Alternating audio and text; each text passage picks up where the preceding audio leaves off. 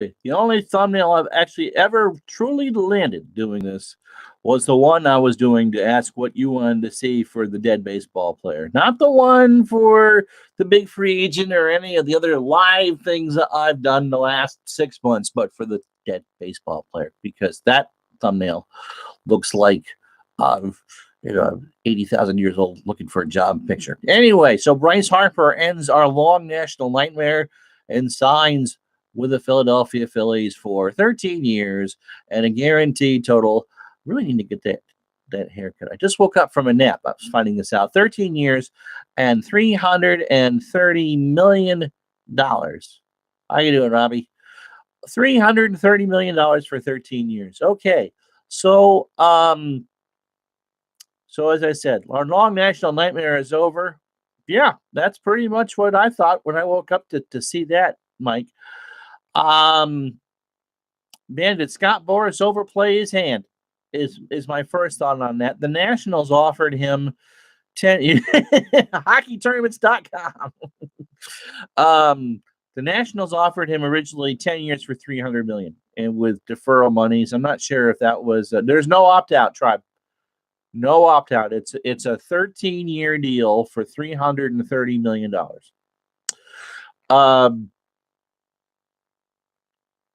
The Nationals offered him 30 for 10 or 300 for 10 back in October, and he didn't take it.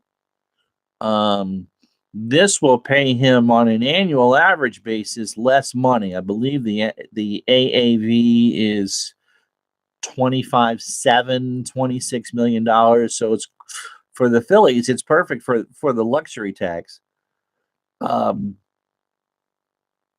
I feel bad for my friends who thought he was going back to Washington, because that's a deal the Nats could have made. The first thing that tells me is he went with who offered him the most guaranteed money, which is too bad. I fell asleep about 2:45, and I woke up to it about 10 minutes ago, which is why my hair just looks so beautiful and full. Lost my train of thought. He took the most money, which frankly disappoints me. I think the most. The Nats could have had him, like I said, for 10 years and $300 million. He didn't want to stay. But I don't know. But I'll ask Robbie this. He's 26 years old. How do you know that's an overpay? For the Phillies, that's an absolute steal, because you get him till the end of his career, potentially. You get him for the same money. I mean, Max Scherzer's going to make $38 million this year. And Bryce Harper, unless it's a really messed up deal, is going to make about $26 million. And Mr. Mike Utah says, yeah, either he'll hit more home runs than Mike Schmidt with that ballpark, or at the back end of his contract will be like the Mets paying Bobby Bonilla, or the Yankees Jacoby Ellsbury contract. As far as Bonilla is concerned, the Mets are still paying him until 2041. So 3 years after Harper's contract ends, Bobby Bonilla will still be getting paid. So anyway, let me first start by saying how bad I feel for my friends who are Nationals fans. You got stiffed. You absolutely positively got stiffed. The Nats offered the better deal. They offered the more money per year than the Phillies did.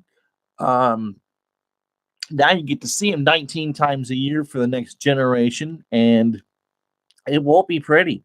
In fact, I just saw on Twitter just before I decided to do this that the Phillies played the Nats twice in the first 2 weeks of this, 2 series in the first 2 weeks of the season.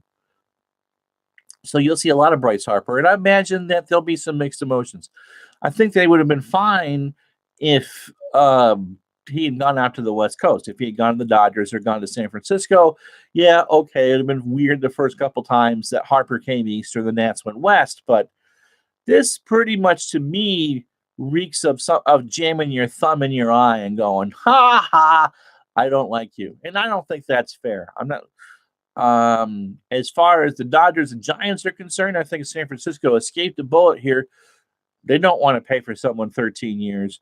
The Dodgers could have done it, but But then again, that just gives them some more resources to go out there and get some other players. So it's not going to be, I don't think, that bad for them. For the Phillies, well, you better win now because you just got JT Realmuto as your catcher. You've re-signed Aaron Nola to an extension. You're in good position to win it now, and you've basically just tipped the balance in your direction for at least next year, for at least this upcoming season anyway. Anderson has never won a playoff series, and his playoff numbers are terrible. Well, even if you throw out the 2017 numbers when he was hurt in the postseason, his postseason numbers are atrocious. I hope you know what you're paying for. Because, I mean, yes, he's going to hit a ton of bombs. I mean, Citizens Bank Park is a bandbox. I mean, the ball will fly out of there. He's going to get his fair share of things, but he's going to strike out a lot, and he only hit 246 last year. For the Nationals, I think overall they'll be okay.